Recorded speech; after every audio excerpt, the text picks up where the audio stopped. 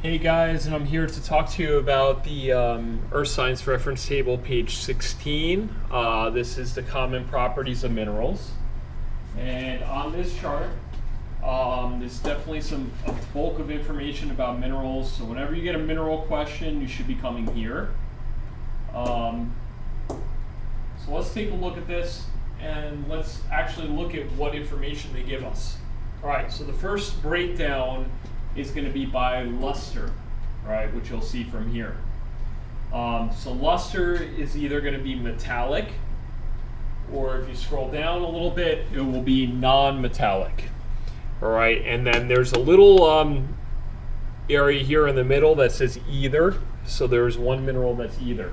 So luster, metallic luster, the mineral names that are under that are graphite, galena, magnetite, pyrite.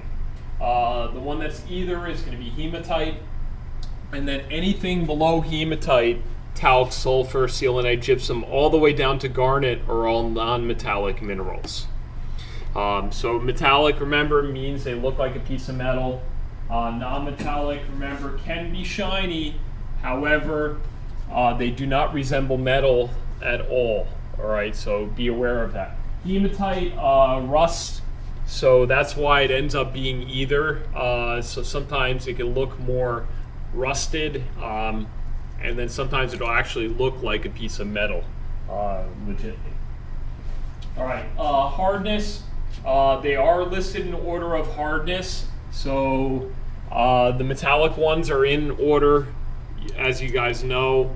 The higher the hardness, the harder the mineral is. And you can scratch anything that is lower or equal in hardness.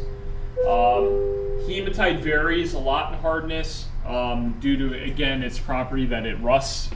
So the rust form of it is a hardness of 1, so very soft. All right, and then if you look at the non-metallic, again, going down the list, they start soft. Talc is super soft, and then you go down to garnet and quartz. Those are the hardest common minerals, typically. And pretty much anything, remember, equal in hardness will scratch, and pretty much anything lower than that number will scratch. So the garnet and quartz can pretty much scratch any of the ones above it listed. All right, and then the cleavage and fracture is the next column. That's the breakage pattern. So cleavage means it breaks in a smooth geometric pattern, all right? And sometimes it can be multi-plane. So 3 planes of cleavage means it's like cubic or rhombic. Flat sheets would be a 1-plane breakage, which are discussed under distinguishing characteristics. I'll mention that in a moment. Fracture is uneven breakage. That means any old jagged pattern. Common colors. A lot of them vary a lot, so color is not the best property for mineral identification. So some of them will have multiple varieties of colors. Also, some of them are very similar in color. So this is something to be careful about with minerals. Distinguishing characteristics. This is a column basically for pretty much anything about the mineral. So these are really unique things about the mineral, including streak. So if they do have colored streaks, they'll mention it in that column. Also, if they have other special names, like pyrite is also called fool's gold. Magnetite is magnetic. Galena has a density of 7.6 gram per centimeter cubed, so they give you that particular information, which can be used in questions. Also, the type of cleavage. Galena is cubic cleavage and has a gray-black streak. So that all can be used to answer questions. So they will draw from that column typically. Other ones that definitely are used quite often, bubbles with acid, rhombohedral cleavage for calcite, cleaves in multiple directions, like cleaves in 2 directions at 90 degrees. That's pyroxene, also known as augite.